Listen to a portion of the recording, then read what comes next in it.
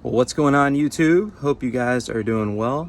I just finished the Lord of the Rings trilogy, and man, I don't even know what to say.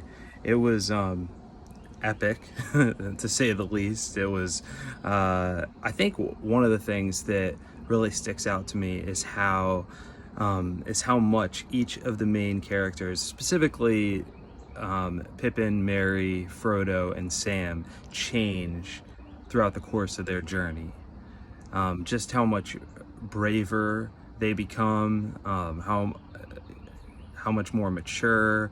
I mean, just when you go through everything that they went through, how you can't come back to the same place as the same person. And I mean, obviously there's so much I can say.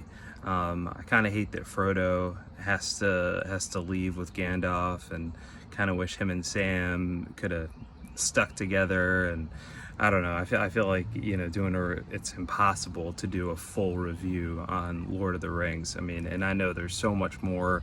If I went through it a second time, I know there's so much more I could get out of it. But just that fact, I mean, just changing throughout and maturing throughout the course of the journey when you go through really hard things. I think that that's something that sticks out to me because it's something that I've seen to some degree in my own life and want to see more of. We're called, they weren't allowed to take the shortcut. They weren't allowed to back away from their fears. I mean, they could have chosen to go back, but there was so much at stake that each of them had to play their part in this massive story that they found themselves in. And I think that's true in our own lives. We can choose to play it safe. We can choose to live hedged in by fear, but if we do, we'll miss our part in the larger story that we're called to play in the great drama that God is writing. And I think that all of us have giants to slay. We have things that to fight, and that if we choose to back down, we'll never experience the purpose, the sense of calling that I believe God created us for. So